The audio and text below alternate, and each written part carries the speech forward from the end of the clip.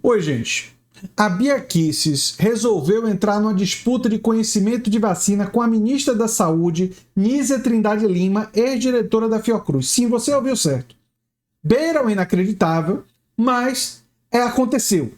E a Bia Kicis estava querendo negar vacinas para crianças, especialmente vacina de Covid para crianças. Ela quer bloquear a obrigatoriedade, sendo que tem crianças que foram vitimadas por Covid no Brasil. Eu já falei sobre isso aqui no canal.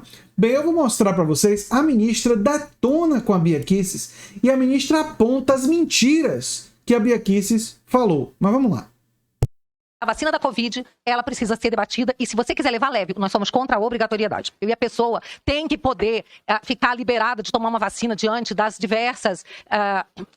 dos diversos efeitos adversos da vacina. Não é possível que simplesmente se obrigue, ainda se punam pessoas que não vão ter oportunidade de procurar um médico para que o filho não possa tomar, não tenha que tomar a vacina. Recebi aqui do médico. Vocês ouviram bem? Para que o filho não tenha que tomar a vacina. Quer evitar que crianças sejam vacinadas. Essa é a fala da Bia Kicis, né? Ela, no fundo, está querendo que os negacionistas que escutam o discurso do Bolsonaro possam não vacinar suas crianças e não sofram nenhum tipo de punição por isso, nenhum tipo de sanção por isso, embora estejam colocando as crianças em risco. Enfim, além disso, ela se esquece de dizer que o risco dos efeitos colaterais da vacina é muito, mas insanamente menor, muito menor do que o risco de Covid. O vírus é muito mais perigoso do que os efeitos colaterais da vacina. Não tem nem comparação, mas enfim. Médico, Dr. Chris Flowers, que já não se obriga a vacina. Na Dinamarca, ao contrário do que foi dito aqui, não se obriga para pessoas saudáveis abaixo de 65 anos. No Reino Unido, não se recomenda para menores de 60 anos. Na Suíça, não se recomenda para menores de 65. Na Alemanha, para menores de 65 anos saudáveis. E na Islândia, acabaram de proibir qualquer tipo de vacina da Covid para qualquer idade. Estou recebendo essa informação aqui. Na Islândia está proibido. Por que nós temos que dizer que não? É porque a ciência determinou. A ciência do Brasil é diferente das demais ciências? Bom, em primeiro lugar, em relação aos especialistas mundiais, seria um rol de especialistas, deputada Bia Kicis, de alta credibilidade, dos principais centros de desenvolvimento de vacinas, de estudos de imunologia, de infectologia e de pediatria, entre eles o Dr. Andrew Pollard, responsável pelas vacinas da Universidade de Oxford, mas não acho que, como eu disse, não é o caso de ficar contrapondo nomes individuais, até porque a maioria das pessoas não tem acesso a esses currículos e essas trajetórias. Aí vai se tornar uma matéria de confiar ou não naquele que fala. Mas o que eu quero me deter aqui são as afirmações mentirosas. Eu devo dizer essa palavra mais forte. O FDA jamais falou que a vacina de RNA mensageiro é uma terapia gênica. Ou seja, o povo tá mentindo. É difícil, gente. É difícil. E obrigaram a Nízia a afirmar isso, né? A Nízia teve que dizer que esse povo é mentiroso mesmo. Mas vamos lá. Não existe esse tipo de afirmação. Então, esse é o problema que nós temos hoje.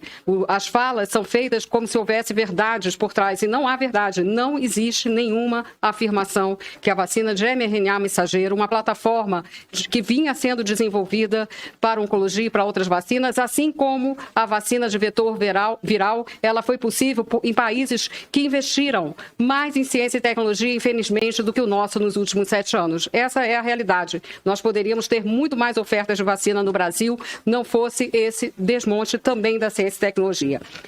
No caso, a indicação é muito... Só o desmonte. O governo Bolsonaro cortou recursos da educação e da saúde durante os 4 anos de mandato. Podem pesquisar. Eu já falei sobre isso várias vezes aqui no canal. Então a Nízia está coberta de razão quando ela fala do desmonte. Mas enfim, vamos seguir. Claro, a indicação do nosso Programa Nacional de Imunizações, baseado em evidências, baseado na análise de especialistas e das principais sociedades científicas sobre o tema, ela está baseada num dado muito simples: 110 mortes de criança por Covid em 2023. Então, este é o dado que leva a essa determinação. Além disso, devo falar da temeridade do que está sendo colocado aqui. né, por quem está atacando, sim, o Ministério da Saúde, mais do que isso, está atacando a proteção à vida que a vacina dá. Esse efeito, hoje, da Covid, não se sabe, inclusive, as implicações neurológicas da Covid. Há um grande estudo conduzido aqui no Hospital Sara Kubitschek sobre isso. Não se sabe muitas das implicações no aparelho circulatório. Os casos de trombose, de trombocitopenia entre as pessoas que têm Covid são muito maiores do que aqueles que não têm. Então, isso é ciência, isso é epidemiologia.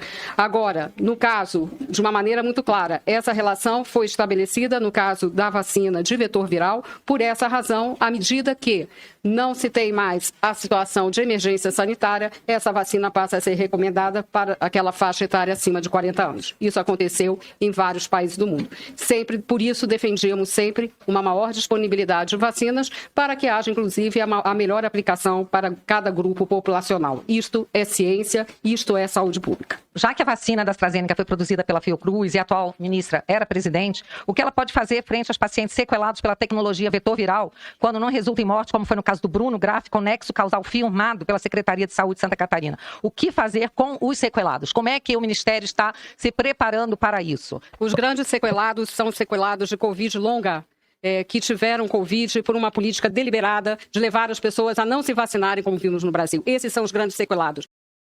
Excelente resposta. Os grandes sequelados são os da Covid longa. E você, Nízia, está falando com uma pessoa que esteve apoiando e contribuindo para esse discurso negacionista que levou milhares, quiçá milhões de brasileiros a demorar a se vacinar ou não se vacinar e não vacinar seus filhos. Então, parte da população brasileira acabou não se vacinando por causa, em parte, dos discursos e do negacionismo de gente como a Bia Kicis. Mas vamos seguir. Sequelados com problemas respiratórios, sequelados com problemas neurológicos, porque a grande afirmação feita e a grande demonstração feita em todos os estudos é que foi com as vacinas aplicadas no Brasil. E eu, se eu tiver algum orgulho na minha vida, que não é um sentimento que eu gosto muito, é de ter ajudado ao combate à pandemia de Covid-19 junto com toda a equipe da Fiocruz. E o mesmo fez o Instituto Butantan no Brasil e todos os que lutaram pela vacinação. Então, esses são os grandes sequelados de Covid.